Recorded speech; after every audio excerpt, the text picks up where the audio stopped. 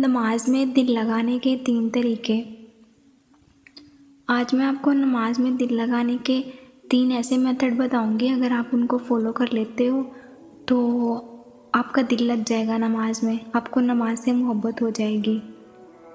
First اور basic role کہ آپ کو کمپلیٹ نماز کی ٹرانسلیشن آنی چاہیے۔ آپ جس کنٹری سے بلونگ کرتے ہو، میں آپ کو پریفر کروں گی کہ آپ اپنی کنٹری کی بیسک لینگویج کے اندر اس کی ٹرانسلیشن کو ریڈ کرو۔ 3 to 4 ٹائم کم سے کم آپ اسے ریڈ کرو تاکہ آپ کو اس کی لائنز اچھے سے یاد ہو جائیں اور آپ کو پتہ چل جائے، انڈرسٹینڈ بھی کر لو آپ کہ ان ورڈز کا معنی کیا ہے۔ اگر آپ پاکستان سے ہیں تو آپ کو اردو میں ایزیلی نماز مل جائے گی، آپ اسے بائی کر کے 3 to 4 ٹائم اسے اسٹڈی کرو۔ اور اگر آپ انڈیا سے ہیں تو پھر آپ کو ہندی ورژن اس کا ڈھونڈنا پڑے گا اور آپ کو ہندی میں اسے 3 to 4 ٹائم اسٹڈی کرنا پڑے گا۔ میں بیسک لینگویج اس لیے پریفر کر رہی ہوں کیونکہ ہمیں بیسک لینگویج میں سمجھنا چیزوں کو بڑا آسان ہوتا ہے۔ وہاں ہی ہم نے اگر کسی انٹرنیشنل لینگویج فار ایگزامپل اگر ہم انگلش میں اسے اسٹڈی کرتے ہیں تو ہمیں 10 سے 15 منٹ لگ جائیں گے، لیکن اگر وہیں پر ہماری بیسک لینگویج ہوگی تو ہمیں انڈرسٹینڈ کرنے میں بڑی آسانی ہوگی، ہم 2 سے 3 منٹ میں اسے ایزیلی انڈرسٹینڈ کر سکتے ہیں۔ یہ سب سے بیسک رول ہے۔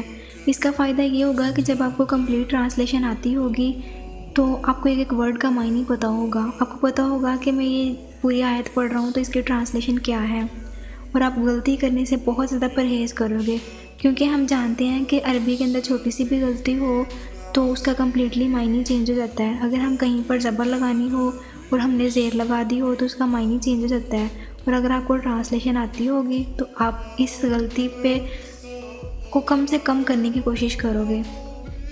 سیکنڈ رول ہے کہ آپ نے فلی اٹینشن اپنے ورڈز کے اوپر رکھنی ہے جب آپ نماز ادا کر رہے ہو، اور آپ کی فلی اٹینشن خود بخود آپ کے ورڈز پر ہو جائے گی اگر آپ کو ٹرانسلیشن آتی ہوئی تو۔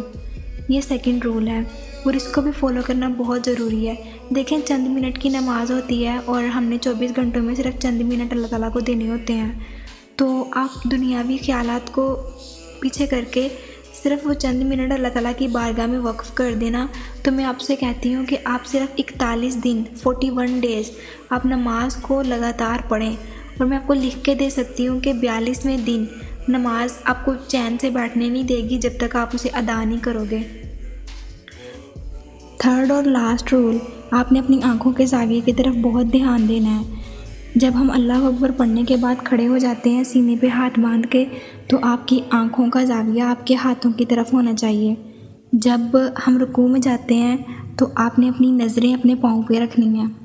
رکوع کے بعد جب ہم کھڑے ہو جاتے ہیں تو آپ کی نظریں سجدے والی جگہ پہ ہونی چاہیے، اور جب ہم سجدے میں جاتے ہیں تو آپ کی نظریں آپ کی ناک پہ ہونی چاہیے، اور تشہد کی حالت میں آپ کی نظریں آپ کے ہاتھوں پہ ہونی چاہیے۔ یہ وہ 3 رولز ہیں جن کو فالو کرنے کے بعد آپ کا نماز میں دل لگنا شروع ہو جائے گا۔